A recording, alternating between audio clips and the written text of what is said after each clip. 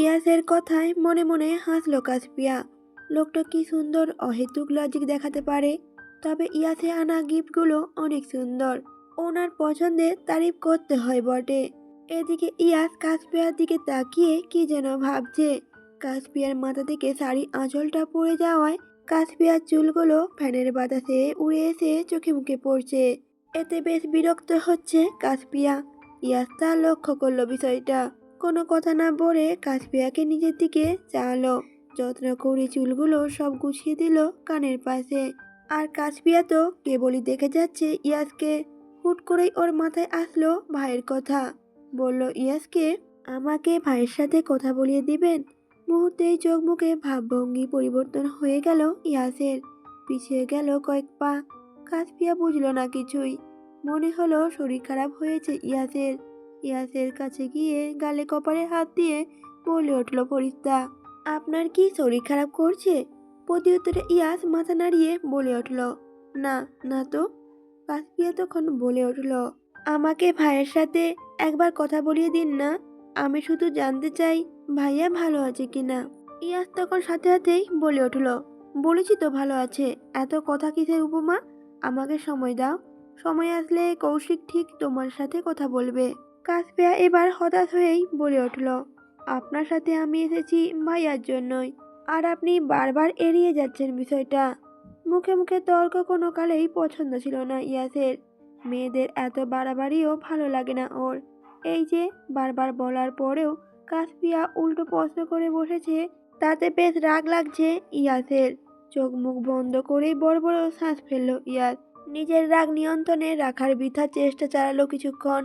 কাসপিয়া কি কিছু বলতে নিলেই দরজার সামনে দাঁড়িয়ে থাকা সিমির কণ্ঠস্বর ভেসে আসলো কানে, মামাই, তোমাকে আর নতুন মামিকে সবাই নিচে ডাকছে। সিমির কণ্ঠ শুনে ইয়াস তাকালো ভাগ্নির দিকে। নিজেকে স্বাভাবিক করে মুখে হাসি এনে বলে উঠল, আসছি, তুমি যাও। মামার কথা শুনে সিমি চলে গেল। কাসপিয়া দাঁড়িয়ে রইল ওখানেই। গুরুত্বপূর্ণ ফোন কল আসায় ইয়াসও চলে গেল বাইরে। বেশ কিছুক্ষণ পর রুহি এসে কড়া নাড়ল দরজায়। কাসপিয়া তখন বিছানায় বসেছিল। দরজার দিকে তাকাতেই অপরিচিত মুখ দেখল সে। মেয়েটাকে সে চেনে না কাসপিয়া। চিনবেই বা কি করে? এসেছে তো মাত্র 3-4 দিন। হাতে গোনা 2-1 জন ছাড়া এখনো বাড়ির সবাইকে দেখা হয়নি ওর। কাসপিয়া মুখে হাসি টেনে ভিতরে আসতে বলল রুহিকে। রুহি আসলো ওদের রুমে। পা থেকে মাথা পর্যন্ত ভালো করে দেখলো কাসপিয়াকে। মেয়েটা সুন্দর, বয়সও কম, গোলগাল চেহারায় ফর্সা দেখতে, মাথায় লম্বা চুল, কাজল কালো চোখ। এই চোখের মায়ায় বুঝি ইয়াস পড়েছিল। দীর্ঘশ্বাস ছেড়ে ভাবল রুহি। মেয়েটাকে পছন্দ করার কারণ আছে বটে, কিন্তু রুহি কি দেখতে এতটাই বাজে? ওকে ভালোবাসা যেত না একবার? কথাগুলো ভেবে নিজেই নিজেকে বকাঝকা দিচ্ছে রুহি। অন্য নারী স্বামীকে নিয়ে কি ভাবছে সে এসব? এগুলো যে পাপ। এদিকে কাসপিয়া তাকিয়ে আছে রুহির মুখ পানে। মেয়েটাকে রুহি তা জানতে ইচ্ছে করছে। রুহি তা লক্ষ্য করলো, হেসে জিজ্ঞেস করলো কাসপিয়াকে, নাম কি তোমার? কাসপিয়া সাথে সাথে বলে উঠল, কাসপিয়া। ভুকুচকে আরেকবার রুহি বলে উঠল, কিন্তু ইয়াসে তখন তোমার নাম উপমা বলে ডাকলো। প্রতি উত্তরে কাসপিয়া বলে উঠল, উনি আমায় উপমা বলেই ডাকেন। আবারও কেমন মন খারাপ হলো রুহির। কি সুন্দর নাম দিয়েছে মেয়েটার ইয়াস। ওর কেন এমন ভাগ্য হলো না? কেন ইয়াসকে চেয়েও পেল না? প্রতিবার বাড়িতে আসলেই এই রুমটাতে আসতো রুহি। ইয়াসের রেখে যাওয়া সব জিনিসগুলো ছুঁয়ে দেখতো সে। মনে হতো ইয়াসকেই ছুঁয়েছে। কিন্তু এখন এই রুমটাতে কেমন দম বন্ধ লাগছে। ওর প্রিয় মানুষটার সাথে এই রুমে অন্য এক মেয়ে থাকে, স্ত্রীর অধিকার দিয়ে তাকে স্পর্শও করে। না না, আর এগুলো ভাবতে পারছে না রুহি। বেশিক্ষণ এখানে থাকলে কান্না করে দিবে সে। রুহি তাই দ্রুত বলে উঠলেন, চাচি রাগ করবেন, তোমাকে না ডাকলেন অনেক আগে, তাড়াতাড়ি চলে এসো। কথাটা বলেই রুহি চলে যাচ্ছিল রুম থেকে। দরজার সামনে পা রাখতেই বলে উঠল কাসপিয়া, আপনার পরিচয় দিলেন না তো? রুহি তখন বলে উঠল স্বাভাবিকভাবেই, আমার পরিচয় জানলে তুমি খুশি হবে তো? প্রতি উত্তরে কাসপিয়া বলে উঠল, খুশি হব না কেন? হাসল রুহি। যেতে যেতে বলল কাসপিয়াকে উদ্দেশ্য করে, আমি রুহি। নামটা শোনা মাত্রই কপালে ভাঁজ পড়ল কাসপিয়ার। মনে হলো এই নামটা শুনেছে সে।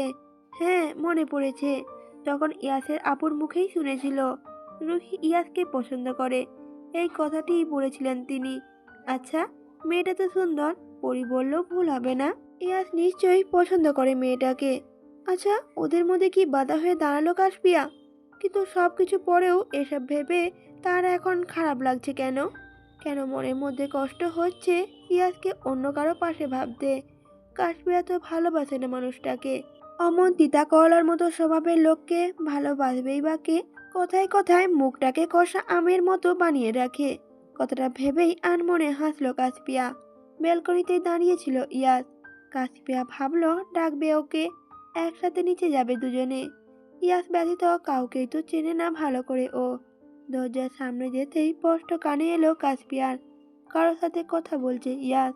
চিন্তিত কণ্ঠে বলছে সে, ও কি ঠিক আছে? বেঁচে আছে তো? তখনই অপর পাশের লোকটি বলে উঠল, বেঁচে আছে, তবে কন্ডিশন খুব একটা ভালো না। যখন তখন কিছু একটা হয়ে যেতে পারে। লোকটার কথা শুনে সাথে সাথে ইয়াস বলে উঠল, না না, ওকে বাঁচাতে হবে, নইলে যে আমি নিজেকে ক্ষমা করতে পারবো না। কেবলই ইয়াসের কথাগুলোই শুনেছে কাশপিয়া। ফোনের অপর প্রান্তে থাকা লোকটি কি বলেছে না বলেছে কানে আসেনি তার। কেমন অদ্ভুত ঠেকলো বিষয়টা কাশপিয়ার কাছে। সাথে মনে হলো ইয়াস খুব চিন্তায় আছে। কাছে গিয়ে জিজ্ঞেস করে উঠল কাশপিয়া, কাকে বাঁচানোর কথা বলছেন আপনি? আর কেনই বা ক্ষমা করতে পারবে না নিজেকে? হঠাৎ কাশপিয়ার কথা শুনে চমকে তাকালো ইয়াস। পরে কথা বলছি বলেই কেটে দিল ফোনের লাইনটা। মেজাজ দেখিয়ে কাশপিয়াকে বলে উঠল ইয়াস, তোমাকে না বলেছি নিজের মতো থাকতে? আমার সব ব্যাপারে তোমাকে নাক গলাতে বলেছি? সাথে সাথে কাশপিয়া দুদিকে মাথা নাড়িয়ে বলে উঠল, না না, আমি তো কেবল জানতে চাইছিলাম। পুরো কথাটা শেষ হওয়ার আগেই ইয়াস থামিয়ে দিল ওকে। রেগে মেগে ধমক দিয়ে উঠল ইয়াস, এত জানতে হবে না তোমাকে। একটু ভালোভাবে কথা বলেছি দেখে নিজেকে আমার বউ ভাবতে শুরু করেছো তুমি? শোনো মেয়ে, ইয়াসকে পাওয়া এতটাও সহজ না। কাশপিয়া সহজে রাগে না, তাই ইয়াসের কথাও রাগ লাগছে না ওর। তবে শেষ কথাটায় কেমন একটা হাসি পেল। কাশপিয়া ইয়াসকে ভেঙচি কেটে বলে উঠল, যেই না চেহারা, নাম তার পেয়ারা। এই কাশপিয়া আপনাকে পাওয়ার জন্য বসে নেই। আমার পিছনে কত শত ছেলে ঘুরতো। কাশপিয়ার কথায় ইয়াস মুচকি হেসে বলে উঠল, তার সেদিন তোমার ওই ছেলেরা কোথায় ছিল? আমার থেকেই তো হেল্প নিতে হলো তোমায়। প্রত্যুত্তরে কাশপিয়া বলে উঠল, আপনি কি আমাকে খোঁটা দিচ্ছেন? ইয়াস তখনও মুচকি হাসি এঁটে বলে উঠল, না, মনে করিয়ে দিলাম, তোমার ঠিকানা কেবল আমি পর্যন্তই, উপমা। কথাটা বলেই কাশপিয়াকে আসতে বলে চলে গেল ইয়াস। শেষ কথাটা বলার সময়ও মুচকি হাসছিল ইয়াস। গালে টোল পড়ছিল কি সুন্দর। কথাগুলো ভেবে হাসছে কাশপিয়া নিজে। পরক্ষণে আবার নিজের মাথায় নিজে গাঁটটা মেরে বলছে কাশপিয়া, ধুর, এই লোকটাকে নিয়ে তুই এত ভাবছিস কেন কাশপিয়া? রাত হয়েছে অনেক। রুমে কাশপিয়া একাই ছিল। মনে হলো কেউ এসেছে। প্রথমে ভেবেছিল ইয়াস, তাই তেমন খেয়াল করেনি বিষয়টা। কিন্তু যখন দেখলো মেঝেতে হাঁটু গেড়ে বসে কেউ ওর দিকে তাকিয়ে আছে, তারপর আস্তে আস্তে এগিয়ে আসছে কাশপিয়ার দিকে। ওর চোখ মুখে শ্বাস পড়ছে লোকটার। ভিতরটা তখন কেঁপে উঠল। ইয়াসকে তো ভালো বলেই জানে কাশপিয়া, এমন কিছু করবে না এটাও জানে। তাহলে কে এসে বসেছে ওর সামনে? কেই বা কথা বলছে ফিস ফিস করে। ভয়ে উঠে বসেছে কাশপিয়া। অপরিচিত কাউকে দেখে চিৎকার দিতে নিলেই সে হাত দিয়ে মুখটা চেপে ধরল ওর। তারপর লোকটা খারাপ দৃষ্টিতে তাকিয়ে আছে কাশপিয়ার দিকে। লোকটার হাতে কামড় বসিয়ে দিল কাশপিয়া। কিছুটা পিছিয়ে গিয়ে ভয়ে ভয়ে বলে উঠল কাশপিয়া, কে আপনি? এত রাতে এখানেই বা কি করছেন? তখনই ঈশান বলে উঠল, কাছে আসো রোজ। কথাটা বলেই লোকটা হাত বাড়ালো কাশপিয়ার দিকে।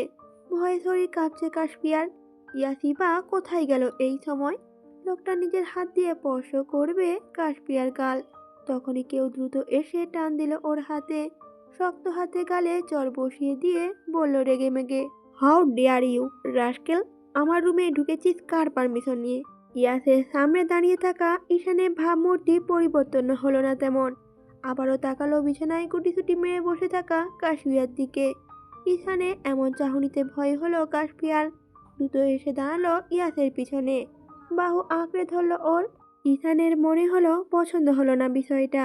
রিং করে ঝাপসা দেখছে চোখে সব। ঠিক মতো দাঁড়াতেও পারছে না সে। তবুও নিজেকে ঠিক রেখে বলে উঠল ইয়াসকে,